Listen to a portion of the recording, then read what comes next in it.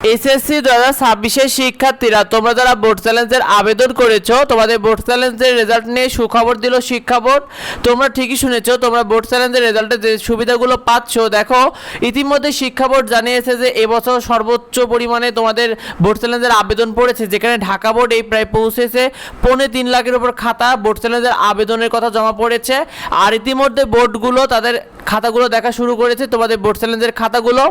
তো এই বিষয় নিয়ে বলা হয়েছে যে তোমাদের যে 12,87,926টি যে খাতাগুলো আবেদন পড়েছে এইগুলো শুধুমাত্র পূর্ণ নিরীক্ষণই হচ্ছে না, এই দেখো এই খাতাগুলোকে পূর্ণ মূল্যায়নও করা হচ্ছে। তারা বলেছে যে বোর্ড এই খাতাগুলোকে পূর্ণ মূল্যায়ন বা পুনরায় রিচেক করে দেখছে এবং সেটা দেখা হবে প্রায় 5 সেপ্টেম্বর পর্যন্ত। অর্থাৎ 5 সেপ্টেম্বর পর্যন্ত তোমাদের খাতাগুলোকে পুনরায় রিচেক করে দেখবে, এই বিষয়টা ইতিমধ্যে বোর্ডগুলো জানিয়েছে। আর এই বিষয় নিয়ে আরও জানিয়েছে যে তারা কিভাবে তোমাদের খাতাগুলোকে রিচেক করছে। দেখো ইতিমধ্যে শিক্ষা বোর্ডের চেয়ারম্যানগুলো জানাচ্ছে যে তারা বলছে খাতা মূল্যায়নের জন্য তারা সংশ্লিষ্ট শিক্ষা বোর্ড এসে অর্থাৎ সকাল 9টা থেকে 5টা পর্যন্ত খাতা দেখছেন সংশ্লিষ্ট বিষয়ের শিক্ষকরা।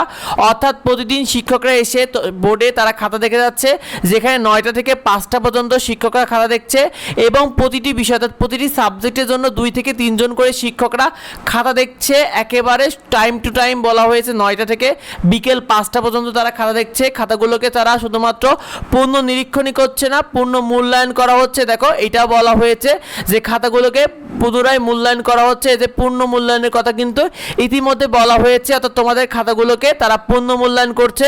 তো এই সাথে তোমাদের এসএসসি বোর্ড চ্যালেঞ্জে আরও কি কি দেখা হচ্ছে দেখো এই বিষয়ে আরও জানা গিয়েছে। তোমাদের উত্তরপত্র বা খাতাতে পূর্ণ নিরীক্ষণে আরও 4টা বিষয় দেখা হচ্ছে, যেখানে তোমাদের সবকটি উত্তরপত্রে নাম্বার দেওয়া হয়েছে কিনা, অর্থাৎ তুমি যে প্রশ্নগুলো লিখেছো এই প্রশ্নে সকল প্রশ্নের নাম্বার শিক্ষক দিয়েছে কিনা, কোনো প্রশ্নে নাম্বার দিতে ভুল হয়ে গেছে কিনা এইগুলো দেখা হচ্ছে। এরপরে দেখা হচ্ছে যে তোমাদের প্রাপ্ত নাম্বারের গণনা ঠিক আছে কিনা, অর্থাৎ শিক্ষকরা যে নাম্বারগুলো দিয়েছে সেই নাম্বারের যোগগুলো ঠিক আছে কিনা এইটা দেখা হচ্ছে। এরপরে দেখা হচ্ছে ওএমআর শিটে এই নাম্বারটা তুলতে ভুল হয়েছে কিনা, অর্থাৎ শিক্ষকরা তোমাদের যে নাম্বারগুলো দিয়েছে এই নাম্বারটা আবার ঠিক মতো তোমাদের শিটে ওএমআর শিটে তুলেছে কিনা এইটা দেখা হচ্ছে। এবং শেষে দেখা হচ্ছে যে ওএমআর শিট অনুযায়ী তোমাদের বৃত্তগুলো ভরাট হয়েছে কিনা নাম্বারের, এই বিষয়গুলো দেখা হচ্ছে যেন কোনো প্রকার কোনো ভুল না থাকে। তো তোমরা এই বিষয়টা তোমার বন্ধুদেরকে শেয়ার করে দাও যাতে অন্যরা জানতে পারে, কারণ এটা শিক্ষা বোর্ড থেকে জানিয়েছে শিক্ষার্থীরা। আর পরবর্তী আপডেটগুলো পেতে অবশ্যই আমাদের সাথে যুক্ত হও। তোমাদের কলেজ ভর্তি সহ যাবতীয় আপডেটগুলো পেতে আমাদের সাথে যুক্ত হয়ে যাও। আর যদি জানা থাকে অবশ্যই ভিডিওতে কমেন্ট করো। দেখা হয় পরবর্তী ভিডিওতে। ধন্যবাদ সবাইকে।